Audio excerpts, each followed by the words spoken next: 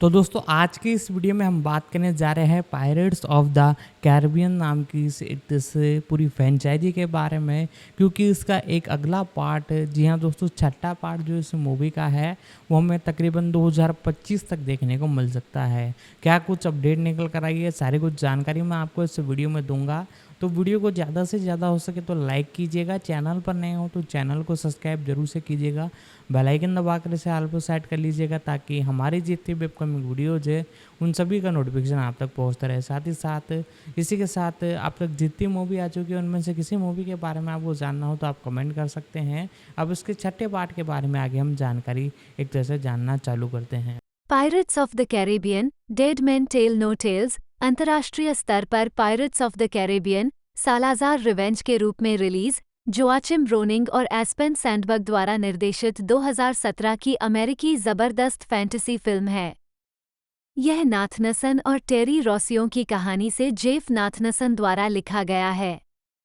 Jerry Bruckheimer द्वारा निर्मित और Walt Disney studio motion pictures द्वारा वितरित ये फिल्म ऑन स्ट्रेंजर टाइड्स 2011 का स्टैंडअलोन सीक्वल है और Pirates of the Caribbean film श्रृंखला की 5वीं किस्त है। फिल्म में Johnny Depp, Javier Bardem, Geoffrey Rush, Brenton Thwaites, Kaya Scodelario और केविन मैकनेली जैसे कलाकार हैं। कहानी कैप्टन जैक स्पैरो डेप की है, जो अरमांडो सालाजार बार्डेम को हराने के लिए पोसीडोन के त्रिशूल की खोज करता है, जो समुद्र में हर समुद्री डाकू को मारने और उसे और उसके भूत दल को शैतान के घर में कैद करने के लिए स्पैरो से बदला लेने के लिए दृढ़ संकल्पित है। त्रिकोण सालाजार के भूतिया दल को हराने के लिए जैक के साथ हेक्टर बारबोसा, रश, विल टनर के बेटे हेनरी, ट्वाइट्स, युवा खगोलशास्त्री कैरिना स्मिथ, स्कोडेलारियो और जैक के पहले साथी जोशमी गिब्स मैकनेली शामिल हो गए हैं। फिल्म निर्माताओं ने श्रृंखला की पहली किस्त the Curse of the Black Perl 2003 को फिल्म की पटकथा और टोन के लिए प्रेरणा के रूप में उद्धृत किया। आलोचकों ने फिल्म को रिक्वल के रूप में वर्णित किया। फिल्म का प्री प्रोडक्शन 2011 की शुरुआत में ऑन स्ट्रेंजर टाइड्स के रिलीज होने से कुछ समय पहले शुरू हुआ था, जिसमें टेरी रॉसियो ने शुरुआती स्क्रिप्ट लिखी थी। 2013 की शुरुआत में जेफ नाथनसन को फिल्म के लिए एक नई स्क्रिप्ट लिखने के लिए काम पर रखा गया था, जिसमें डेप नाथनसन की लेखन प्रक्रिया में शामिल थे। शुरुआत में 2015 में रिलीज करने की योजना बनाई गई थी। स्क्रिप्ट और बजट के मुद्दों के कारण फिल्म को 2016 और फिर 2017 तक विलंबित किया गया।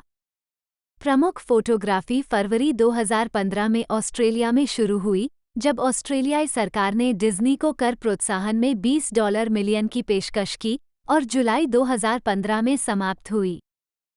Dead Men Tell No Tales का प्रीमियर 11 मई 2017 को शंघाई में हुआ और 26 मई को संयुक्त राज्य अमेरिका में रिलीज हुई। फिल्म को आलोचकों से आमतौर पर नकारात्मक समीक्षा मिली और 230-320 मिलियन डॉलर के उत्पादन बजट के मुकाबले दुनिया भर में $796 मिलियन की कमाई की। कथानक कैलिप्सो के मेलस्ट्रॉम की लड़ाई के 13 साल बाद एक 12 वर्षीय हेनरी टनर फ्लाइंग डचमैन पर चढ़ता है और अपने पिता विल को सूचित करता है कि वह अभिशाप जो विल को डचमैन से बांधता है और केवल उसे जमीन पर कदम रखने की अनुमति देता है, दशक में एक बार पोसीडोन के त्रिशूल से तोड़ा जा सकता है। हेनरी इसे खोजने में मदद करने के लिए कैप्टन जैक स्पैरो को भर्ती करने का इरादा रखता है, लेकिन विल का मानना है कि यह असंभव है और हेनरी को छोड़ने का आदेश देता है। विल और डचमैन फिर समुद्र में गायब हो जाते हैं, लेकिन हेनरी जैक और ट्राइडेंट को खोजने की कसम खाता है। 9 साल बाद हेनरी रॉयल नेवी में एक मिडशिपमैन है। उसका जहाज अलौकिक शैतान के त्रिकोण में चला जाता है और साइलेंट मैरी के मलबे पर ठोकर खाता है, जिसके मरे हुए दल का नेतृत्व स्पेनिश समुद्री डाकू शिकारी कैप्टन अरमांडो सालाजार ने किया। नाविकों को मार डाला, लेकिन हेनरी को एकमात्र जीवित व्यक्ति के रूप में छोड़ दिया ताकि वह एक संदेश दे सके। जैक, जो दशकों पहले उन्हें ट्रायंगल तक ले गया था, जिससे सालाजार और उसके दल का पतन हुआ और अनजाने में उन्हें श्राप मिल गया। सेंट मार्टिन पर कैरिना स्मिथ नाम के एक युवा खगोलशास्त्री को जादू टोने के लिए मौत की सजा सुनाई जाती है, लेकिन वह भाग जाता है और जैक के साथ रास्ता पार कर जाता है क्योंकि वह और उसका दल दुर्भाग्य के जादू से पीड़ित होकर एक बैंक डकैती को अंजाम देते हैं।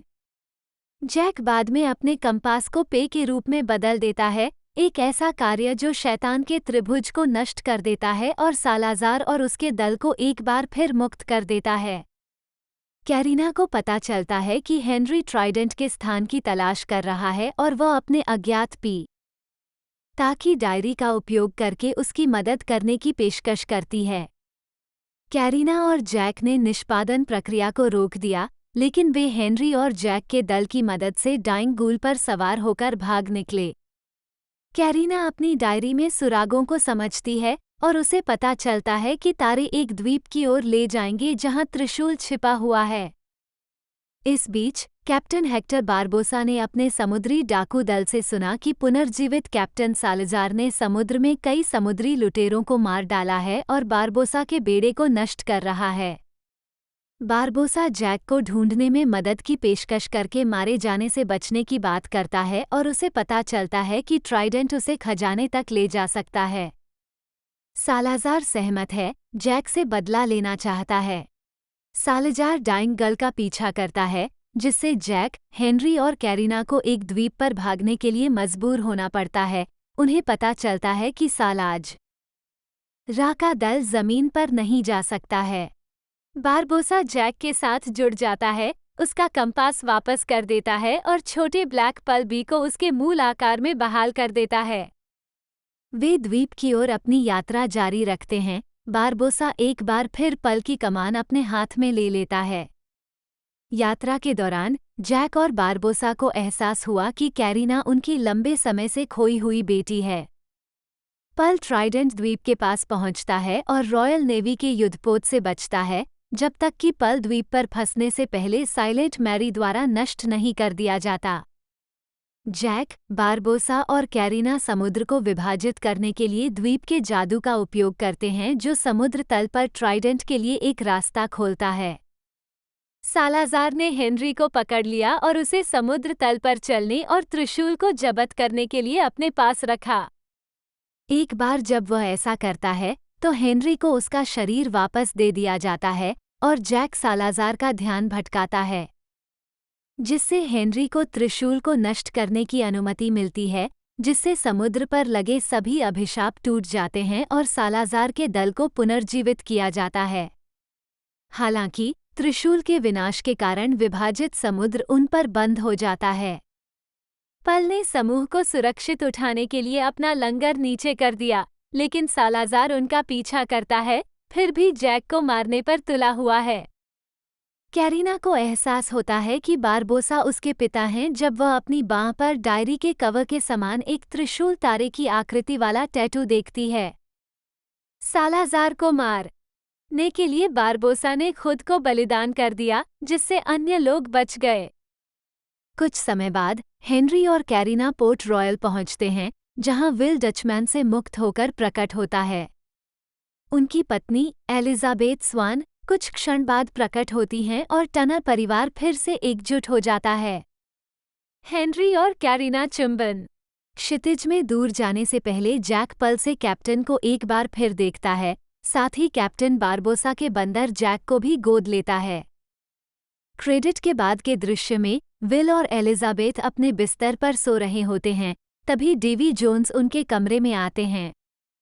जब वो जोड़े पर हमला करने की तैयारी करता है, तो विल जाग जाता है और कमरे में किसी को नहीं पाता है।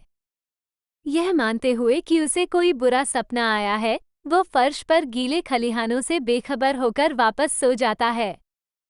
कास्ट करें। मुख्य लेख, पायरेट्स ऑफ द कैरिबियन के कलाकारों और पात्रों की सूची। कैप्टन जैक स्पैरो के रूप में जॉनी डेप, ब्लैक पर्ल के पूर्व कैप्टन जो पोसीडोन के त्रिशूल की तलाश में हेनरी और कैरिना के साथ यात्रा करते हैं। 6 रोनिंग संबंधित पात्रों पर ध्यान केंद्रित करना चाहते थे, जैसा कि पहली फिल्म में था, जहां जैक मुख्य भूमिका नहीं है, लेकिन समय समय पर आता है और पार्टी को बर्बाद कर देता है। साथ और इसका उपयोग करना चाहता था डेप की कॉमेडिक प्रतिभा। 8 फिल्म में जैक की पिछली कहानी की जांच की गई है। एंथनी डे ला टोरे द्वारा चित्रित युवा जैक के साथ 9 जिसके चेहरे को डेप की सीजीआई प्रतिकृति से बदल दिया गया था, जैसा कि वह 21 जंप स्ट्रीट और व्हाट्स ईटिंग गिलबर्ट ग्रेप 1993 में दिखता था। 10 रोनिंग को लगा कि डेप की उम्र कम करना फ्रेंचाइजी के सिद्धांतों के खिलाफ मुश्किल था। 11 जेवियर बारडेम कैप्टन अरमांडो सालाजार के रूप में साइलेंट मैरी का मरा हुआ कैप्टन जो जैक स्पैरो से बदला लेना चाहता है और समुद्र में हर समुद्री डाकू को मारने के लिए पोसीडोन के त्रिशूल को चुराने का प्रयास करता है। एक बारडेम ने स्पेनिश बेड़े के एक उच्च रैंकिंग कमांडर से जैक द्वारा धोखा दिए जाने और नरक में फंसने तक के अपने शानदार पतन के कारण चरित्र को क्षतिग्रस्त गर्व पर आधारित क्रोध से भरने की योजना बनाई। 12 सालाजार की शारीरिक भाषा के साथ उसने एक बैल को मैदान में लाने की कोशिश की, क्रोध से भरा और प्रतिशोध की जरूरत, लेकिन घायल भी। 13 मेकअप लगाने में प्रतिदिन 3 घंटे लगते थे, जिसे बारडेम अपने चेहरे पर चिपकाए हुए ठंडे चिकन ब्रेस्ट के रूप में संदर्भित करते थे। 14 कैप्टन हेक्टर बारबोसा के रूप में जेफ्री रश, स्पैरो के प्रतिद्वंद्वी ब्लैक पर्ल के पूर्व कैप्टन और क्वीन एनीज रिवेंज के कैप्टन। 1 एक बढ़ते और समृद्ध समुद्री डाकू साम्राज्य में बसने के चरित्र की भूमिका पर रश ने कहा, बारबोसा बेहद अमीर हो गया है। उसके पास अपनी क्षमता से कहीं अधिक पैसा है और वह उच्च रुचि का व्यक्ति नहीं है। वह बहुत अमीर है। बड़ा साम्राज्य, शायद 10 या 12 जहाज, इसलिए वह सरगना है। 15-16 हेनरी टनर के रूप में ब्रैंटन ट्वाइट्स, विल टनर और एलिजाबेथ स्वान का बेटा, जो त्रिशूल की खोज करके अपने पिता के अभिशाप को तोड़ने की कसम खाता है। 17 एक निर्देशक हेनरी और कैरिना के साथ एक नए नायक संबंध का मसौदा तैयार करने के इच्छुक थे, जिसमें कहा गया था कि एक बड़े एक्शन दृश्य के बीच में आपको पात्रों पर भरोसा करने और उस कहानी का दिल ढूंढने में सक्षम होने की आवश्यकता है और पात्रों की भेद्यता को चैनल करें। रोनिंग ने कहा कि फिल्म में पहचान एक प्रमुख विषय है और हेनरी और कैरिना की कहानी में कहा गया है, वे एक समान खोज पर हैं और वे न है इसकी तलाश में सामान्य आधार ढूंढते हैं। 8 लुइस मैकगोवन ने एक युवा हेनरी का किरदार निभाया है। 18 कैरिना स्मिथ के रूप में काया स्कोडेलारियो, एक जिद्दी परोपकारी खगोलशास्त्री जिस पर गलत तरीके से डायन होने का आरोप लगाया गया था।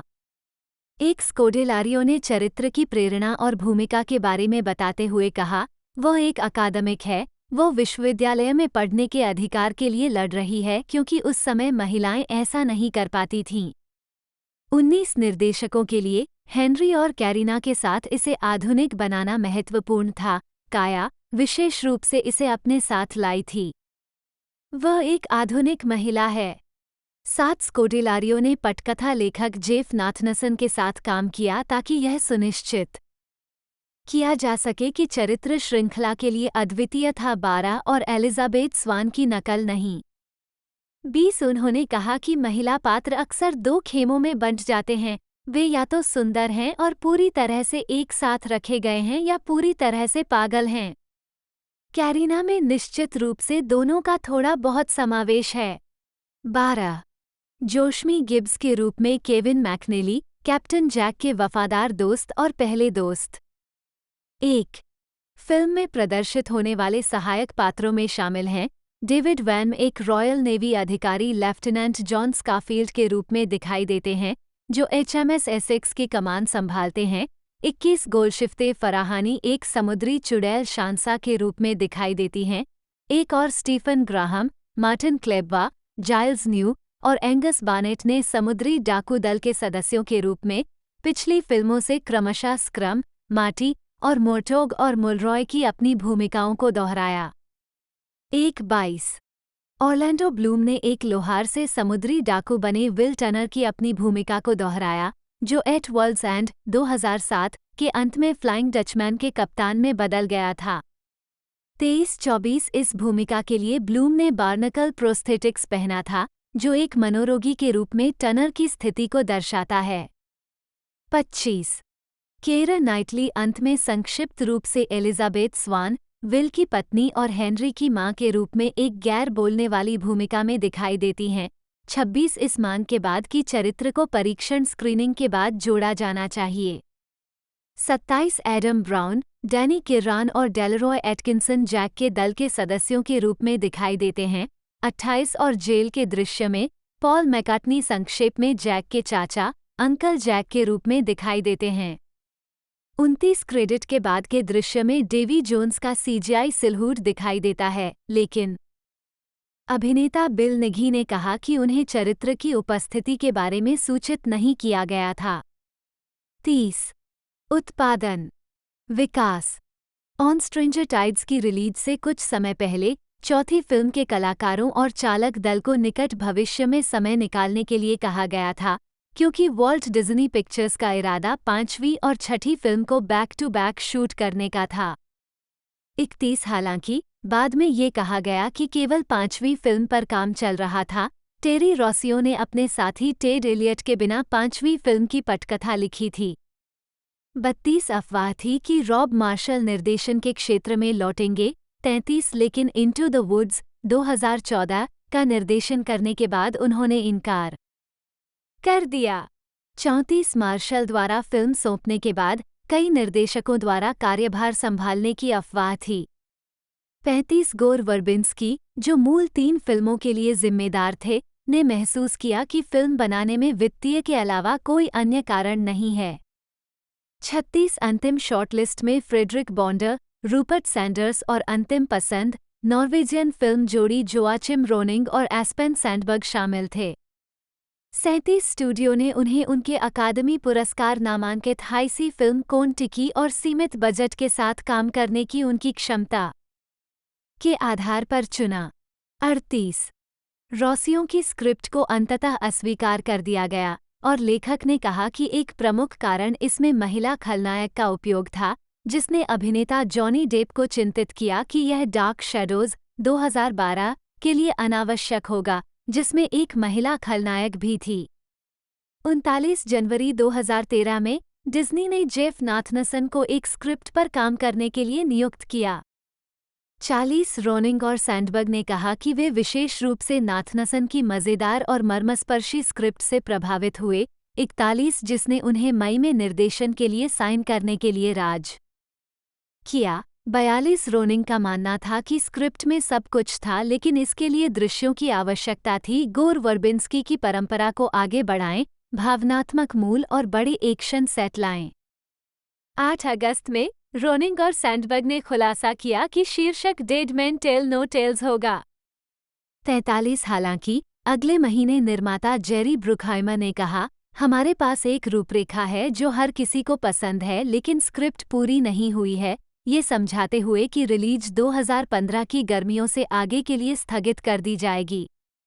38 स्टूडियो ने वित्तीय स्थिति के बाद डेप की बैंक योग्यता पर सवाल उठाया। द लोन रेंजर 2013 के नुकसान 44 और पटकथा के पहले ड्राफ्ट को वॉल्ट डिज्नी स्टूडियो के अध्यक्ष एलन हॉर्न द्वारा अनुमोदित नहीं किया गया था, जो तैयार उत्पाद के बारे में चिंतित थे। 45 ब्रुकहाइमर ने खुलासा किया कि देरी के पीछे स्क्रिप्ट और बजट के मुद्दे थे और नाथनसन एक दूसरे मसौदे पर काम कर रहे थे, जो एक अच्छी तरह से प्राप्त रूपरेखा पर आधारित था। उन्होंने कहा कि उन्हें एक स्क्रिप्ट और बजट की आवश्यकता है जिसे हर कोई स्वीकार करेगा। 38 डेप को भी स्क्रिप्ट पर सहयोग करने के लिए आमंत्रित किया गया था। अभिनेता का मानना था कि यह फ्रेंचाइजी की आखिरी फिल्म होगी और वो इसे सही तरीके से समाप्त करना चाहते थे। 46 स्क्रिप्ट स्वीकार होने के बाद फिल्म को जुलाई 2014 में डिज्नी द्वारा आधिकारिक तौर पर हरी झंडी दे दी गई। 7 जुलाई 2017 को रिलीज की योजना बनाई गई। 47 निर्देशक पहली फिल्म The Curse of the Black Pearl से प्रेरित थे। 41 जिसमें कहा गया था कि मूल रोमांचकारी है, लेकिन सबसे ऊपर दिल से एक कॉमेडी है और वे पात्रों के बीच संरचना और गतिशीलता को फिर से स्थापित करना चाहते थे। पिछली फ्रैंचाइजी की सर्वश्रेष्ठ किस्तों को पुनः प्राप्त करने के अलावा निर्देशकों ने फिल्म का स्वर तैयार करते समय चार्ली चैपलिन और बस्टर कीटन के कार्यों को भी ध्यान में रखा था। 8 ये जोड़ी चाहती थी कि फिल्म श्रृंखला की सबसे भावनात्मक हो और जैक स्पैरो की जड़ों का पता लगाए। 48 होने जैक के कंपास को ट्रायंगलर में उसकी नारकीय जेल से सालाज़ार को अनलॉक करने की कुंजी के रूप में उपयोग करने का निर्णय लिया और Pirates of the Caribbean SIC में भी इसे ग्राउंड करने के लिए कुछ शानदार तत्वों को कम कर दिया। 49 जेफरी रश ने तर्क दिया कि यह जोड़ी पारंपरिक हॉलीवुड फ्रेंचाइजी सोच में यूरो संवेदनशीलता लेकर आई। 50 जबकि ऑरलैंडो ब्लूम का मानना था कि उन्होंने मूल फिल्म की सादगी और आकर्षण को पुनः प्राप्त कर लिया है। 51 काया स्कोडेलारियो ने कहा कि निर्माता फ्रेंचाइजी को उसके मूल में वापस ले जाना चाहते थे, एक ऐसी कहानी के साथ जो नई संभावनाओं को खोलते हुए पात्रों को एक निष्कर्ष दे। 52 निर्देशकों और लेखकों के साथ साथ ब्रुकहाइमर, कॉस्ट्यूम डिजाइनर पेनी रोज और कार्यकारी निर्माता चैड ओमान को छोड़कर क्रू के कई सदस्य फ्रेंचाइज में नए थे, जिन्होंने पिछली 4 फिल्मों में काम कर चुके लोगों की जगह ले ली थी। 53 कास्टिंग जेवियर बारडेम को कैप्टन सालाज़ार की भूमिका निभाने के लिए चुना गया था। उनकी पत्नी पेनेलोप क्रूज ने फ्रेंचाइजी की पिछली किस्त में एंजेलिका के रूप में अभिनय किया था। कांस में on stranger tides press launch में बोलते हुए डेप ने कहा कि वह तब तक भूमिका निभाएंगे जब तक ये जनता के बीच लोकप्रिय है।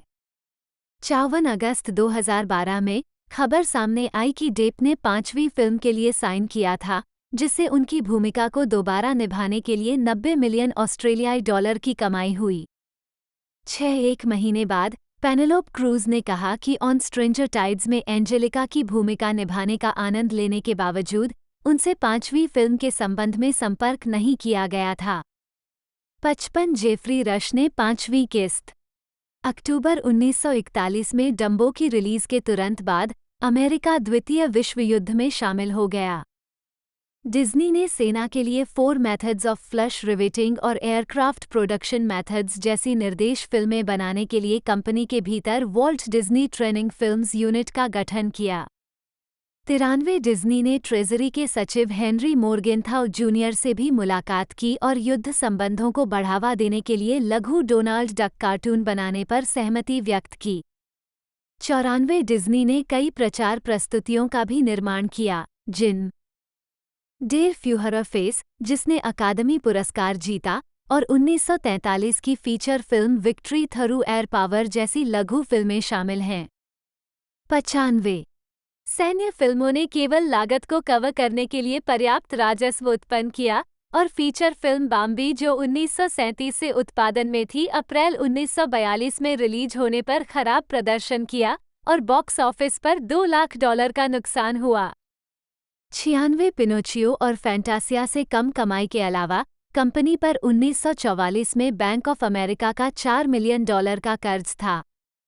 97 कंपनी के भविष्य पर चर्चा करने के लिए बैंक ऑफ अमेरिका के अधिकारियों के साथ एक बैठक में बैंक के अध्यक्ष और संस्थापक अमादेओ जियानिनी ने अपने अधिकारियों से कहा, मैं डिज्नी की तस्वीरों को काफी करीब से देख रहा हूं क्योंकि मुझे पता था कि हम उन्हें वित्तीय जोखिम से कहीं अधिक पैसा उधार दे रहे हैं।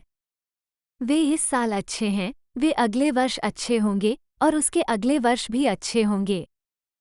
आपको आराम करना होगा और उन्हें अपने उत्पाद का विपणन करने के लिए समय देना होगा। 98 1940 के दशक के अंत में एनिमेशन बाजार में वार्नर ब्रदर्स और मेट्रो गोल्डविन मेयर से बढ़ती प्रतिस्पर्धा के साथ डिज्नी की लघु फिल्मों का उत्पादन कम हो गया। वित्तीय कारणों से रॉय डिज्नी ने अधिक संयुक्त एनिमेशन और लाइव एक्शन प्रस्तुतियों का सुझाव दिया। 58 1948 में डिज्नी ने ट्रू लाइफ एडवेंचर्स नामक लोकप्रिय लाइव एक्शन प्रकृति फिल्मों की एक श्रृंखला शुरू की, जिसमें सील आइलैंड पहली फिल्म थी। फिल्म ने सर्वश्रेष्ठ अष्ट लघु विषय 2 रील श्रेणी में अकादमी पुरस्कार जीता। 99 थीम पार्क, टेलीविजन और अन्य रुचियां 1950 1966। 1950 की शुरुआत में डिज्नी ने सिंड्रेला का निर्माण किया, जो 8 वर्षों में उनके स्टूडियो का पहला एनिमेटेड फीचर था। यह आलोचकों और थिएटर दर्शकों के बीच लोकप्रिय था। इसे बनाने में $2 मिलियन की लागत आई, लेकिन इसने अपने पहले वर्ष में लगभग $8 मिलियन कमाए। 100 डिज्नी पिछली तस्वीरों की तुलना में कम शामिल था क्योंकि वह अपनी पहली पूरी तरह से live action feature treasure island 1950 में शामिल था, जिसे ब्रिटेन में शूट किया गया था, जैसे कि the story of robin hood और हिज मेरी मैन 1952। 101 अन्य ऑल लाइव एक्शन फीचर का पालन किया गया, जिनमें से कई देशभक्ति थीम वाले थे। 58 उन्होंने एलिस इन वंडरलैंड 1951 और पीटर पैन 1953 सहित पूर्ण लंबाई एनिमेटेड फीचर का निर्माण भी जारी रखा। 1950 के दशक की शुरुआत से लेकर मध्य 1950 के दशक तक डिज्नी ने एनिमेशन विभाग पर कम ध्यान देना शुरू कर दिया और अपने अधिकांश कार्यों को अपने प्रमुख एनिमेटरों 9 ओल्ड मैन को सौंप दिया, हालांकि वो हमेशा कहानी बैठकों में उपस्थित रहते थे। इसके बजाय उन्होंने अन्य उद्यमों पर ध्यान केंद्रित करना शुरू कर दिया। 102 लगभग उसी समय डिज्नी ने अपने सबसे हालिया वितरक आरकेओ पिक्चर्स की जगह अपना खुद का फिल्म वितरण प्रभाग ब्यूना विस्टा स्थापित किया। 103 दिसंबर 1954 में डिज्नी ने ऑरेंज काउंटी के अधिकारियों को डिज्नीलैंड की योजनाएं दिखाईं। कई वर्षों से डिज्नी एक थीम पार्क बनाने पर विचार कर रहा था। जब वह अपनी बेटियों के साथ लॉस एंजल्स में ग्रिफिथ पार्क गए, तो वह एक साफ, अछूते पार्क में रहना चाहते थे, जहां बच्चे और उनके माता-पिता दोनों मौज मस्ती कर सकें। 104 उन्होंने डेनमार्क के कोपेनहेगन में टिवोली गार्डन का दौरा किया और पार्क की सफाई और लेआउट से काफी प्रभावित हुए। 105 मार्च 1952 में उन्हें डिज्नी स्टूडियो के पास बरबैंक में एक थीम पार्क बनाने के लिए जोनिंग की अनुमति मिली। 106 ये साइट बहुत छोटी साबित हुई और स्टूडियो से 35 मील 56 किलोमीटर दक्षिण में अनाहेम में एक बड़ा प्लॉट खरीदा गया।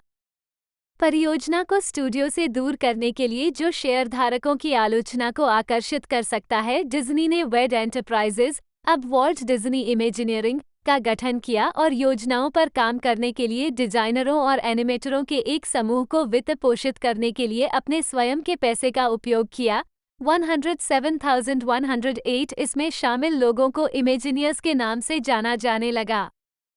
109 बैंक फंडिंग प्राप्त करने के बाद उन्होंने अन्य stock holders American broadcasting, Paramount theatres, American broadcasting company ABC का हिस्सा और वेस्टर्न प्रिंटिंग एंड लिथोग्राफिंग कंपनी को आमंत्रित किया। 1954 के मध्य में डिज्नी ने अमेरिका के प्रत्येक मनोरंजन पार्क में अपने इमेजिनर्स को यह विश्लेषण करने के लिए भेजा कि विभिन्न स्थानों पर क्या काम हुआ और क्या कमियां या समस्याएं थीं, और उनके निष्कर्षों को अपने डिजाइन में शामिल किया।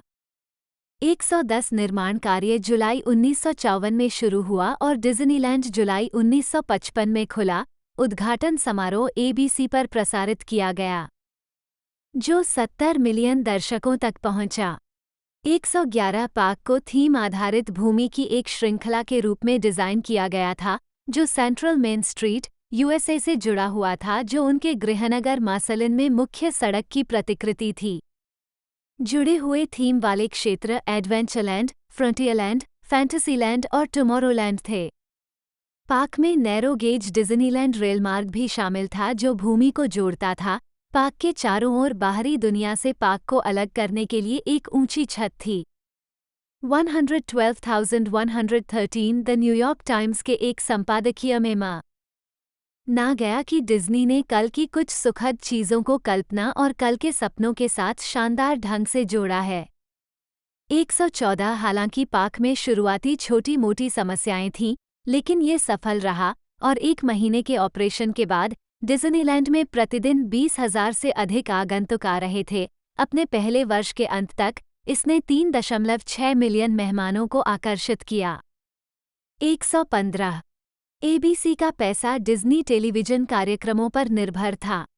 116 स्टूडियो क्रिसमस दिवस 1950 पर एलिस इन वंडरलैंड के निर्माण के बारे में एक सफल टेलीविजन विशेष में शामिल था। रॉय का मानना था कि कार्यक्रम ने बॉक्स ऑफिस की कमाई में लाखों जोड़े। मार्च 1951 में शेयरधारकों को लिखे एक पत्र में उन्होंने लिखा था कि टेलीविजन हमारे लिए बिक्री में सबसे शक्तिशाली सहायता के साथ साथ राजस्व का स्रोत भी हो सकता है। जब हम टेलीविजन में प्रवेश करेंगे तो संभवतः इसी आधार पर हम टेलीविजन में प्रवेश करेंगे। 1954 में डिज्नीलैंड फंडिंग पर सहमति होने के बाद एबीसी ने वॉल्ट डिज्नी के डिज्नीलैंड का प्रसारण किया, एक संकलन जिसमें animated cartoon, live action feature और स्टूडियो की लाइब्रेरी से अन्य सामग्री शामिल थी। ये शो रेटिंग और मुनाफे के मामले में सफल रहा और दर्शकों की हिस्सेदारी 50% से अधिक रही। 117 अप्रैल 1955 में न्यूज़वीक ने श्रृंखला को अमेरिकी संस्था कहा। 118 एबीसी रेटिंग से खुश था, जिसके परिणामस्वरूप डिज्नी का पहला दैनिक टेलीविजन कार्यक्रम द मिकी माउस क्लब विशेष रूप से बच्चों के लिए एक विद शो था। 119 कार्यक्रम के साथ साथ विभिन्न कंपनियों के माध्यम से बिक्री भी की गई। उदाहरण के लिए वेस्टर्न प्रिंटिंग 20 वर्षों से अधिक समय से रंगीन किताबें और कॉमिक्स का उत्पादन कर रही थी और शो से जुड़ी कई वस्तुओं का उत्पादन किया था। 120 डिज्नीलैंड के एक खंड में 5 भाग वाली लघु श्रृंखला डेवी क्रॉकेट शामिल थी, जो डिज्नी के जीवनी लेखक नील गैब्लर के अनुसार रातों रात सनसनी बन गई। 121 शो का थीम गीत The Ballad of Davy Crockett अंतर्राष्ट्रीय स्तर पर लोकप्रिय हुआ और 10 मिलियन रिकॉर्ड बेचे गए। 122 परिणामस्वरूप डिज्नी ने अपनी खुद की रिकॉर्ड उत्पादन और वितरण इकाई डिज्नीलैंड रिकॉर्ड्स बनाई। 123 डिज्नीलैंड के निर्माण के साथ साथ डिज्नी ने स्टूडियो से दूर अन्य परियोजनाओं पर भी काम किया। वह 1959 में मास्को में अमेरिकी राष्ट्रीय प्रदर्शनी के सलाहकार थे। डिज्नी स्टूडियो का योगदान अमेरिका द ब्यूटीफुल था, जो 360 डिग्री सरक्रामा थिएटर में 19 मिनट की फिल्म थी जो सबसे लोकप्रिय आकर्षणों में से एक थी। 58 अगले वर्ष उन्होंने स्क्वॉ वैली, कैलिफोर्निया में 1960 के शीतकालीन ओलंपिक के लिए पेजेंट्री समिति के अध्यक्ष के रूप में कार्य किया, जहां उन्होंने उद्घाटन, समापन और पदक समारोहों को डिजाइन किया। 124 वह सेलिब्रिटी स्पोर्ट्स सेंटर के 12 निवेशकों में से एक थे, जो 1960 में ग्लैंडेल, कोलोराडो में खुला था। उन्होंने और रॉय ने 1962 में दूसरों को खरीद लिया, जिससे डिज्नी कंपनी एकमात्र मालिक बन गई। 125 1954 में डिज्नी गैर स्टूडियो परियोजनाओं की मांगों के बावजूद डिज्नी ने फिल्म और टेलीविजन परियोजनाओं पर काम करना जारी रखा। 1955 में वो डिज्नीलैंड श्रृंखला के एक एपिसोड मैन इन स्पेस में शामिल थे, जो नासा के rocket designer Wernher von Braun के सहयोग से बनाया गया था। डिज्नी ने 1955 में full length feature lady and the tramp, CinemaScope में पहली एनिमेटेड फिल्म, 1959 में स्लीपिंग ब्यूटी, टेक्निरमा 70 मिलीमीटर फिल्म में पहली एनिमेटेड फिल्म, 101 डैल्मेटियंस, जेरोक्स सेल का उपयोग करने वाली पहली एनिमेटेड फीचर फिल्म, 1961 में और the sword in the stone 1963 में। 127 1964 में डिज्नी ने पीएल ट्रैवर्स की पुस्तक श्रृंखला के आधार पर मैरी पॉपिंस का निर्माण किया। वो 1940 के दशक से कहानी के अधिकार हासिल करने की कोशिश कर रहे थे। 128 यह 1960 के दशक की सबसे सफल डिज्नी फिल्म बन गई। हालांकि ट्रैवर्स को ये फिल्म बेहद नापसंद थी और उन्हें इसके अधिकार बेचने का अफसोस था। 129 उसी वर्ष वह कैलिफोर्निया इंस्टीट्यूट ऑफ आर्ट्स, बोलचाल की भाषा में कैलाट्स कहा जाता है, कि विस्तार की योजना में भी शामिल हो गए और एक वास्तुकार से एक नई इमारत के लिए ब्लूप्रिंट तैयार करवाया। 130 डिज्नी ने 1964 के न्यूयॉर्क विश्व मेले के लिए 4 प्रदर्शनियां प्रदान की, जिसके लिए उन्होंने चयनित कॉर्पोरेट प्रायोजकों से धन प्राप्त किया। पेप्सिको के लिए, जिसने यूनिसेफ को श्रद्धांजलि देने की योजना बनाई थी, डिज्नी ने इट्स ए स्मॉल वर्ल्ड विकसित किया, जिसमें दुनिया के बच्चों को चित्रित करने वाली ऑडियो एनिमेट्रॉनिक गुड़िया के साथ एक नाव की सवारी थी। श्री लिंकन के साथ महान क्षणों में एक एनिमेट्रॉनिक अब्राहम लिंकन अपने भाषणों के अंश दे रहा था। प्रगति के हिंडोला ने बिजली के महत्व को बढ़ावा दिया। और फोर्ड के मैजिक स्काईवे ने मानव जाति की प्रगति को चित्रित किया। सभी 4 प्रदर्शनों के तत्व मुख्य रूप से अवधारणाएं और प्रौद्योगिकी को डिज्नीलैंड में फिर से स्थापित किया गया था। हालांकि इट्स ए स्मॉल वर्ल्ड वह सवारी है जो मूल से सबसे अधिक मिलती जुलती है। 131,132 1960 के दशक की शुरुआत से मध्य के दौरान डिज्नी ने कैलिफोर्निया के सिएरा नेवादा में एक हिमनदी घाटी मिनरल किंग में एक स्की रिजॉर्ट की योजना विकसित की। उन्होंने प्रसिद्ध ओलंपिक स्की कोच और स्की क्षेत्र डिजाइनर विली शेफलर जैसे विशेषज्ञों को काम पर रखा। 133,134 स्टूडियो की आय में डिज्नीलैंड की आय का अनुपात बढ़ने के साथ डिज्नी ने अन्य आकर्षणों के लिए स्थानों की तलाश जारी रखी। 1963 में उन्होंने डाउनटाउन सेंट लुइस, मिसौरी में एक थीम पार्क बनाने की परियोजना प्रस्तुत की। शुरुआत में उन्होंने सिविक सेंटर रिडेवलपमेंट कॉर्प के साथ एक समझौता किया जिसने भूमि को नियंत्रित किया, लेकिन बाद में फंडिंग के कारण ये सौदा टूट गया। 136-137-1965 के अंत में उन्होंने फ्लोरिडा के ऑरलैंडो से कुछ मील दक्षिण पश्चिम में डिज्नी वर्ल्ड, अब वॉल्ट डिज्नी वर्ल्ड नामक एक और थीम पार्क विकसित करने की योजना की घोषणा की। डिज्नी वर्ल्ड को मैजिक किंगडम डिज्नीलैंड का एक बड़ा और अधिक विस्तृत संस्करण प्लस गोल्फ कोर्स और रिजॉर्ट होटल शामिल करना था। डिज्नी वर्ल्ड का केंद्र कल का प्रायोगिक प्रोटोटाइप समुदाय EPCOT होना था 138, जिसका वर्णन उन्होंने इस प्रकार किया। कल का एक प्रयोगात्मक प्रोटोटाइप समुदाय जो नए विचारों और नई प्रौद्योगिकियों से प्रेरणा लेगा जो अब अमेरिकी उद्योग के रचनात्मक केंद्रों से उभर रहे हैं। ये कल का एक समुदाय होगा जो कभी पूरा नहीं होगा, लेकिन हमेशा नई सामग्रियों और प्रणालियों का परिचय और परीक्षण और प्रदर्शन करता रहेगा। और EPCOT हमेशा अमेरिकी मुक्त उद्यम की सरलता और कल्पना के लिए दुनिया का प्रदर्शन रहेगा। 139 1966 के दौरान डिज्नी ने EPCOT को प्रायोजित करने के इच्छुक व्यवसायों को बढ़ावा दिया। 140 उन्हें 1966 की film lieutenant robin Crusoe USN में कहानी का श्रेय मिला। रिटलो येंसिड उसका नाम पीछे की ओर लिखा गया है। 141 उन्होंने स्टूडियो की फिल्मों में अपनी भागीदारी बढ़ाई और द जंगल बुक की कहानी के विकास, live action musical feature The Happiest Millionaire दोनों 1967 और animated short Winnie the Pooh and the Blustery Day 1968। 142 बीमारी, मृत्यु और उसके परिणाम। एक कब्र के पत्थर पर लिखा है, Walter Elias Disney, Lillian Bounds Disney, Robert B Brown, Sharon Disney Brown Lund की राख स्वर्ग में बिखरी हुई है। फॉरेस्ट लॉन, ग्लैंडल में वॉल्ट डिज्नी की कब्र। प्रथम विश्व युद्ध के बाद से डिज्नी भारी धूम्रपान करने वाला व्यक्ति बन गया था।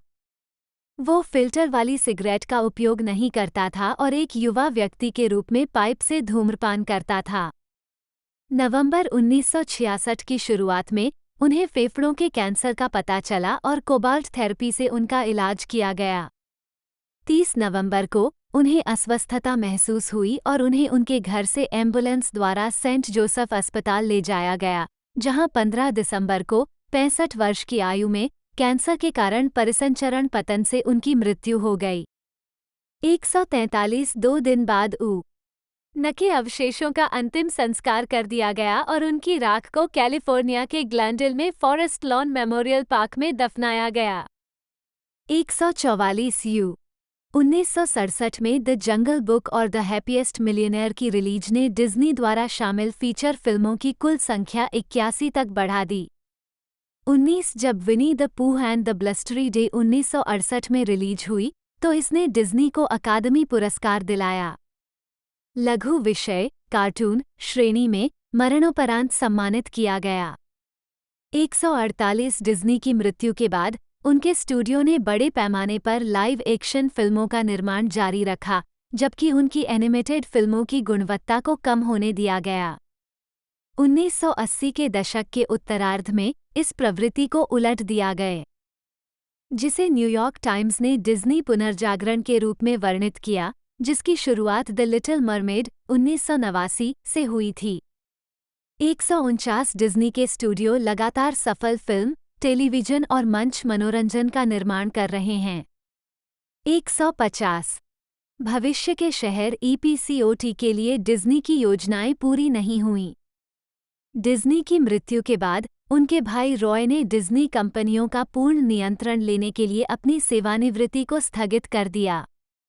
उन्होंने परियोजना का फोकस एक शहर से एक आकर्षण में बदल दिया। 1511971 में उद्घाटन के समय रॉय ने वॉल्ट डिज्नी वर्ल्ड को अपने भाई को समर्पित किया। 152वीं 1982 में एपकॉट सेंटर के उद्घाटन के साथ वॉल्ट डिज्नी वर्ल्ड का विस्तार हुआ। वॉल्ट डिज्नी के एक कार्यात्मक शहर के दृष्टिकोण को एक स्थायी विश्व मेले के समान पार्क द्वारा प्रतिस्थापित किया गया था। 1542009 में डिज्नी की बेटी डायने और उनके बेटे वॉल्टर ईडी मिलर द्वारा डिजाइन किया गया वॉल्ट डिज्नी फैमिली संग्रहालय सैन फ्रांसिस्को के प्रेसिडियो में खोला गया। 155 डिज्नी के जीवन और करियर की हजारों कलाकृतियां प्रदर्शन पर हैं, जिनमें उन्हें मिले कई पुरस्कार भी शामिल हैं। 1562014 में दुनिया भर के डिज्नी थीम पार्कों ने लगभग 134 मिलियन आगंतुकों की मेजबानी की। 157 व्यक्तिगत जीवन और चरित्र। बाहरी video. Walter Elias Disney DZNI 25 दिसंबर 1901 15 दिसंबर 1966 एक अमेरिकी एनिमेटर, फिल्म निर्माता और उद्यमी थे। अमेरिकी एनिमेशन उद्योग के अग्रणी, उन्होंने कार्टून के उत्पादन में कई विकास किए।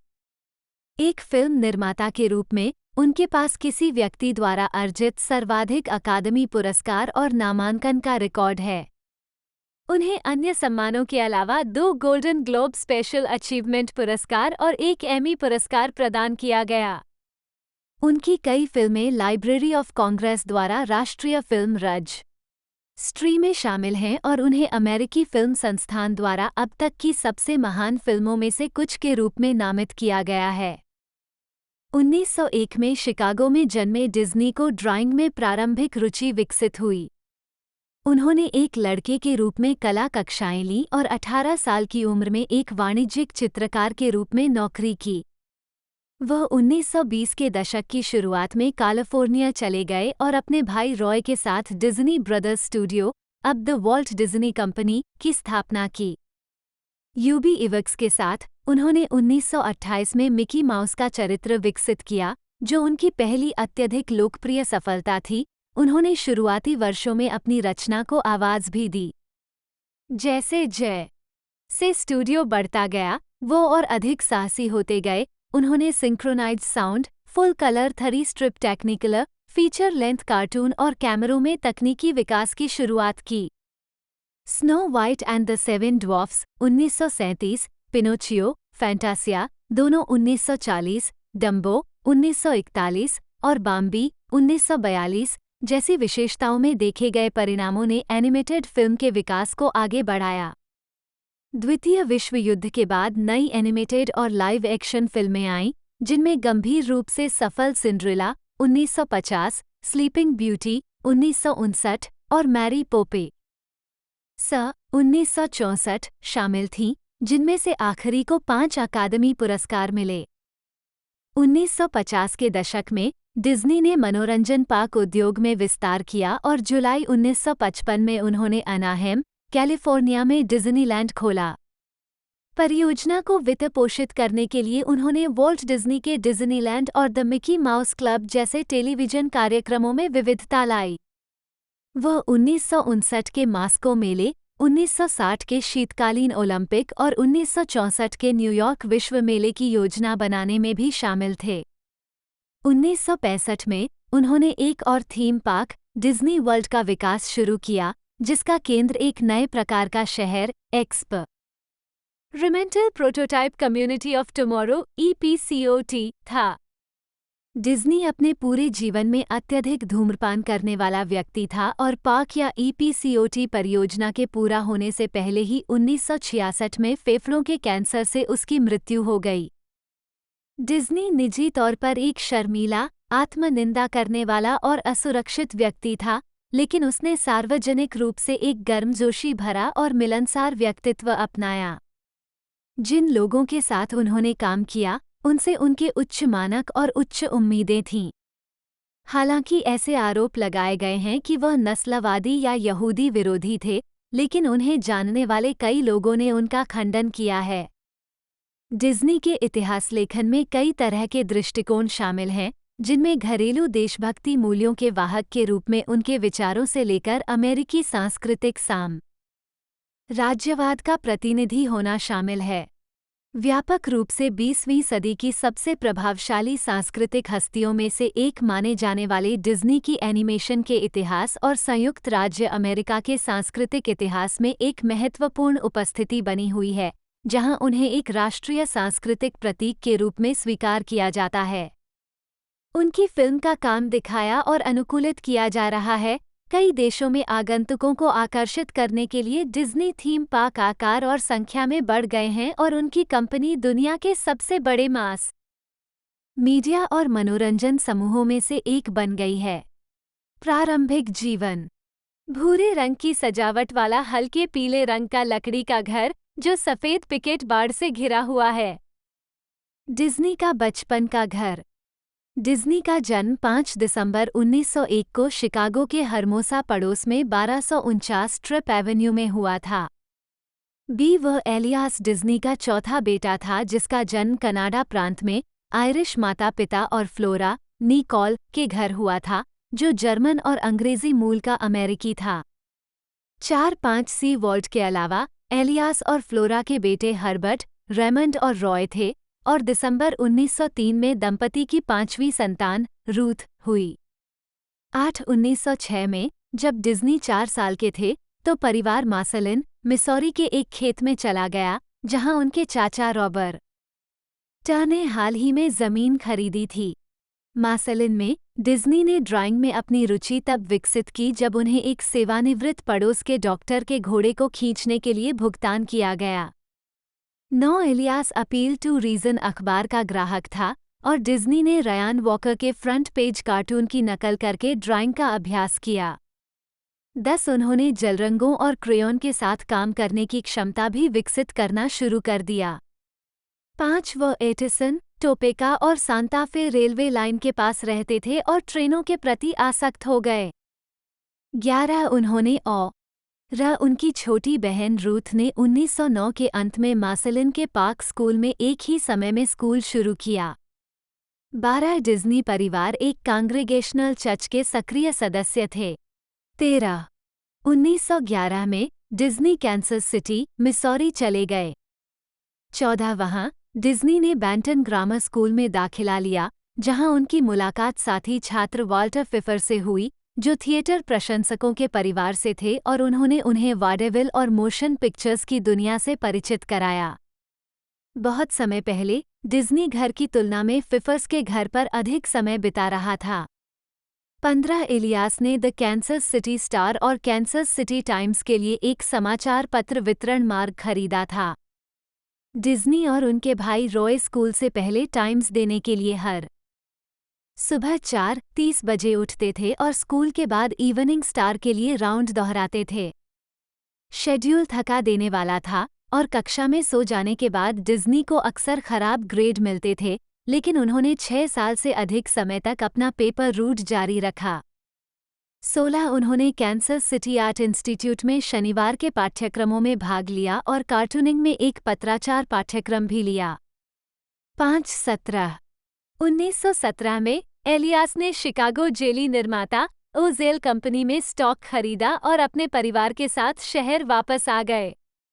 18 डिज्नी ने मैकिनले हाई स्कूल में दाखिला लिया और प्रथम विश्व युद्ध के बारे में देशभक्तिपूर्ण चित्र बनाते हुए स्कूल समाचार पत्र का कार्टूनिस्ट बन गया।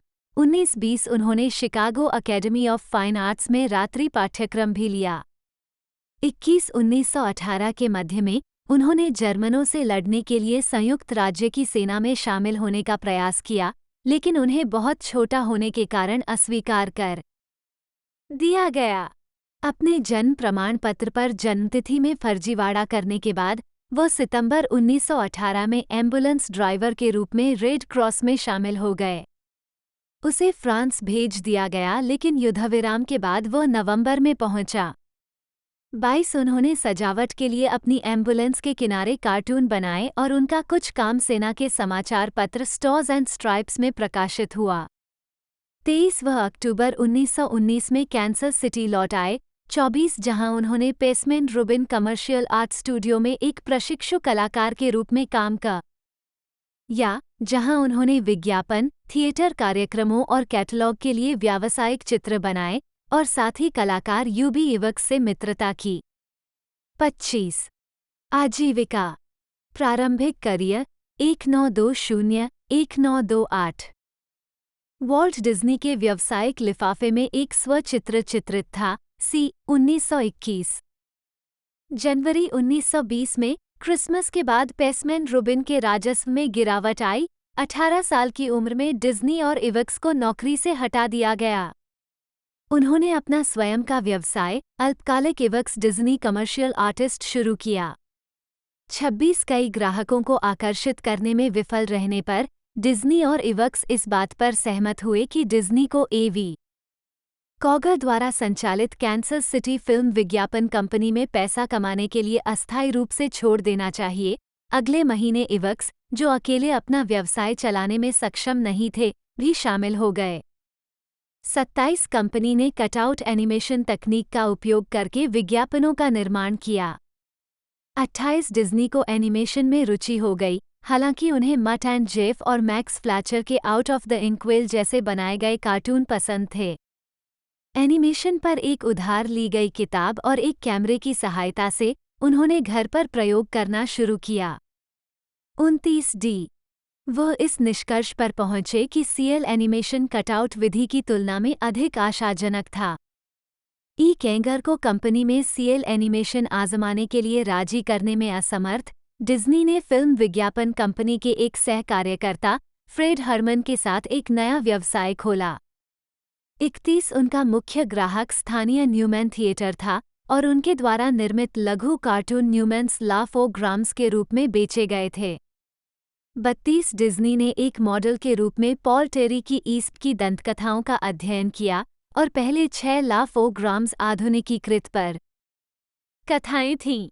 33 मई 1921 में लाफोग्राम्स की सफलता के कारण लाफोग्राम स्टूडियो की स्थापना हुई, जिसके लिए उन्होंने फ्रेड हरमन के भाई ह्यूग, रुडोल्फ इसिंग और इवक्स सहित अधिक एनिमेटरों को काम पर रखा। 34 लाफोग्राम्स कार्टूनों ने कंपनी को चालू रखने के लिए पर्याप्त आय प्रदान नहीं की, इसलिए डिज्नी ने एलिस वंडरलैंड का उत्पादन शुरू किया, जो एलिस एडवेंचर्स इन वंडरलैंड पर आधारित था, जिसमें एनिमेशन के साथ लाइव एक्शन का संयोजन था। उन्होंने वर्जीनिया डेविस को शीर्षक भूमिका में लिया। 35 परिणाम 12.1/2 मिनट की ए का रील फिल्म लाफोग्राम स्टूडियो को बचाने के लिए बहुत देर से पूरी हुई, जो 1923 में दिवालिया हो गया। 36 ये भी देखें Walt Disney animation studio. Disney जुलाई 1923 में 21 साल की उम्र में हॉलीवुड चले गए। हालांकि न्यूयॉर्क कार्टून उद्योग का केंद्र था, वो लॉस एंजल्स की ओर आकर्षित हुए क्योंकि उनके भाई रॉय वहां तपेदिक से ठीक हो रहे थे। 37 और उन्हें एक लाइव एक्शन फिल्म निर्देशक बनने की उम्मीद थी। 38 एलिस वंडरलैंड को बेचने के डिज्नी के प्रयास तब तक व्यर्थ थे जब तक कि उसने न्यूयॉर्क फिल्म वितरक मार्गरेट जे. विंकलर से बात नहीं सुनी। वो आउट ऑफ द इंक्वेल और फेलिक्स द कैट दोनों कार्टूनों के अधिकार खो रही थी और उसे एक नई श्रृंखला की आवश्यकता थी। अक्टूबर में उन्होंने 6 एलिस कॉमेडीज के लिए एक अनुबंध पर हस्ताक्षर किए, जिसमें प्रत्येक 6 एपिसोड की 2 और श्रृंखलाओं का विकल्प था। 38-39 डिज्नी और उनके भाई रॉय ने फिल्मों का निर्माण करने के लिए डिज्नी ब्रदर्स स्टूडियो का गठन किया, जो बाद में द वॉल्ट डिज्नी कंपनी बन गई। 40-41 उन्होंने डेविस और उसके परिवार को उत्पादन जारी रखने के लिए हॉलीवुड में स्थानांतरित होने के लिए राजी किया। डेविस के साथ $100 प्रति माह का अनुबंध किया। जुलाई 1924 में डिज्नी ने इवक्स को भी काम पर रखा और उसे कैंसस सिटी से हॉलीवुड में स्थानांतरित होने के लिए राजी किया। 42 1926 में 43 पहला आधिकारिक Walt Disney studio 2725 Hyperion Avenue में स्थापित किया गया था। इमारत को 1940 में ध्वस्त कर दिया गया था। 44 1926 तक एलिस श्रृंखला के वितरण में विंकलर की भूमिका उनके पति फिल्म निर्माता चार्ल्स मिंट्स को सौंप दी गई थी। हालांकि उनके और डिज्नी के बीच संबंध कभी कभी तनावपूर्ण थे। 45 ये श्रृंखला जुलाई 1927 तक चली। 46 उस समय तक डिज्नी इससे ऊबने लगा था और मिश्रित प्रारूप से हटकर सभी एनिमेशन की ओर जाना चाहता था। 45-47 मिंट्स द्वारा यूनिवर्सल पिक्चर्स के माध्यम से वितरित करने के लिए नई सामग्री का अनुरोध करने के बाद डिज्नी और इवक्स ने ओसवाल्ड द लकी रैबिट बनाया, एक ऐसा चरित्र जिसे डिज्नी जोश दार, सतर्क, साहसी और साहसी बनाना चाहता था, साथ ही उसे साफ सुथरा भी रखता था। 47-48 फरवरी 1928 में डिज्नी ने ओसवाल्ड श्रृंखला के निर्माण के लिए एक बड़े शुल्क पर बातचीत करने की आशा की, लेकिन पाया कि मिंट्स भुगतान कम करना चाहते थे। मिंट्स ने इसमें शामिल कई कलाकारों को सीधे उनके लिए काम करने के लिए राजी किया था, जिनमें हरमन इसिंग, कामिन मैक्सवेल और फ्रीज फ्रीलिंग शामिल थे। डिज्नी को ये भी पता चला कि यूनिवर्सल के पास ओसवाल्ड के बौद्धिक संपदा अधिकार हैं। यदि डिज्नी ने कटौती स्वीकार करने से इनकार कर दिया तो मिंट्स ने अपना स्टूडियो शुरू करने और श्रृंखला का निर्माण स्वयं करने की धमकी दी। डिज्नी ने मिंट्स के अल्टीमेटम को अस्वीकार कर दिया और इवक्स को छोड़कर अपने अधिकांश एनिमेशन स्टाफ को खो दिया, जिन्होंने उसके साथ रहना चुना। 49-50 एफ मिकी माउस का निर्माण और निम्नलिखित सफलताएं 1928-1934 ओसवाल्ड को बदलने के लिए डिज्नी और इवक्स ने मिकी माउस विकसित किया, जो संभवतः एक पालतू चूहे से प्रेरित था जिसे डिज्नी ने अपने लाफ ओ ग्राम स्टूडियो में काम करने के दौरान अपनाया था। हालांकि चरित्र की उत्पत्ति स्पष्ट नहीं है। 52 डिज्नी की मूल पसंद का नाम मोटिमर माउस था, लेकिन उनकी पत्नी लिलियन ने इसे बहुत आडंबरपूर्ण समझा और इसके बजाय मिकी का नाम सुझाया। 53 चरित्र को जीवंत बनाना आसान बनाने के लिए इवक्स ने डिज्नी के अनंतिम रेखाचित्रों को संशोधित किया। डिज्नी, जिसने खुद को एनिमेशन प्रक्रिया से दूर करना शुरू कर दिया था, 55 ने 1947 तक मिकी की आवाज प्रदान की। एक डिज्नी कर्मचारी के शब्दों में, यूबी ने मिकी की शारीरिक उपस्थिति को डिजाइन किया, लेकिन वॉल्ट ने उसे अपनी आत्मा दी। 56 अवधि 7 मिनट और 47 सेकंड 47 उपशीर्षक उपलब्ध हैं। सीसी स्टीमबोट विली 1928 में मिकी माउस की पहली उपस्थिति। मिकी माउस पहली बार मई 1928 में लघु प्लेन क्रेजी की एकल परीक्षण स्क्रीनिंग के रूप में दिखाई दिया, लेकिन ये और दूसरा फीचर द गैलोपिन गौचो एक वितरक खोजने में विफल रहा। 57 1927 की सनसनी द जैज सिंगर के बाद डिज्नी ने पहले पोस्ट प्रोड्यूस्ड ध्वनि कार्टून बनाने के लिए तीसरे लघु स्टीमबोट विली पर सिंक्रोनाइज ध्वनि का उपयोग किया। एनिमेशन पूरा होने के बाद डिज्नी ने पॉवर्स सिनेफोन रिकॉर्डिंग सिस्टम का उपयोग करने के लिए यूनिवर्सल पिक्चर्स के पूर्व कार्यकारी पैट पॉवर्स के साथ एक अनुबंध पर हस्ताक्षर किए। 58 सिनेफोन डिज्नी के शुरुआती साउंड कार्टूनों का नया वितरक बन गया, जो जल्द ही लोकप्रिय हो गया। 59 संगीत की गुणवत्ता में सुधार करने के लिए डिज्नी ने पेशेवर संगीतकार और अरेंजर कार्ल स्टॉलिंग को काम पर रखा, जिनके सुझाव पर सिली सिम्फनी श्रृंखला विकसित की गई, जो संगीत के उपयोग के माध्यम से कहानियां प्रदान करती थी। श्रृंखला का पहला द स्केलेटन डांस 1929 पूरी तरह से इवक्स द्वारा तैयार और एनिमेटेड किया गया था। इस समय स्थानीय और न्यूयॉर्क से भी कई कलाकारों को काम पर रखा गया था। 60 मिकी माउस और सिली सिम्फनीज दोनों श्रृंखलाएं सफल रहीं, लेकिन डिज्नी और उनके भाई को लगा कि उन्हें पॉवर्स से मुनाफे का अपना उचित हिस्सा नहीं मिल रहा है। 1930 में डिज्नी ने इवक्स से कुंजी पोज बनाने की अधिक कुशल तकनीक के पक्ष में प्रत्येक फ्रेम को व्यक्तिगत रूप से चित्रित करने की प्रथा को छोड़ने और सहायकों को बीच के पोज को स्केच करने देने का आग्रह करके इस प्रक्रिया से लागत को कम करने का प्रयास किया। डिज्नी ने पॉवर्स से कार्टूनों के लिए भुगतान में वृद्धि के लिए कहा। पॉवर्स ने इनकार कर दिया और उसके लिए काम करने के लिए इवक्स पर हस्ताक्षर किए। स्टॉलिंग ने कुछ ही समय बाद ये सोचकर इस्तीफा दे दिया कि इवक्स के बिना डिज्नी स्टूडियो बंद हो जाएगा। 61 अक्टूबर 1931 में डिज्नी को नर्वस ब्रेकडाउन हो गया था, जिसके लिए उन्होंने पॉवर्स की साजिशों और अपने स्वयं के अत्यधिक काम को जिम्मेदार ठहराया था। इसलिए वह और लिलियन ठीक होने के लिए क्यूबा में एक विस्तारित छुट्टी और पनामा के लिए एक क्रूज पर गए। 62 वितरक के रूप में पॉवर्स की हानि के साथ डिज्नी स्टूडियो ने मिकी माउस कार्टून वितरित करने के लिए कोलंबिया पिक्चर्स के साथ एक अनुबंध पर हस्ताक्षर किए, जो अंतर्राष्ट्रीय स्तर पर तेजी से लोकप्रिय हो गया।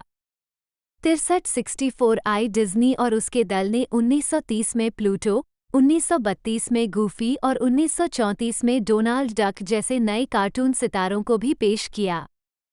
65 हमेशा नई तकनीक को अपनाने के लिए उत्सुक रहे और यूनाइटेड आर्टिस्ट्स के साथ अपने नए अनुबंध से प्रोत्साहित हुए।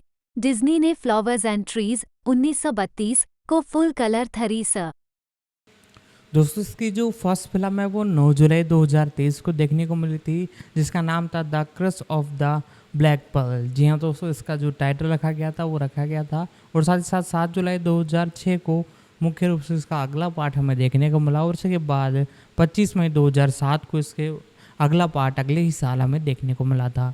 और उसके बाद एक तरह से 20 मई 2021 को अगला पार्ट देखने को मिला और उसके बाद 26 मई 2017 को लास्ट पार्ट जो हमें देखने को मिला। और उसके बाद 5 पार्ट टोटल हमें देखने को मिल चुके हैं और छठा पार्ट अब हमें देखने को मिलने वाला है। उसकी सारी कुछ डिटेल मैं नीचे दे दूंगा, क्या हमें देखने को मिलने वाला है, कितनी लेंथ, सारी कुछ डिटेल जो अपडेट निकल कर आई है सारी कुछ मैं आपको बता दूंगा। बाकी टीज़र ट्रेलर अभी तक आउट नहीं किया गया है, बाकी यूट्यूब पर कई फैन मेड एक तरह से ट्रेलर आपको देखने को मिल जाएंगे। बाकी सारे कुछ डिटेल मैं आपको बता ही चुका हूँ। तो आज की इस वीडियो में दोस्तों इतना ही, मिलते हैं अगले वीडियो में।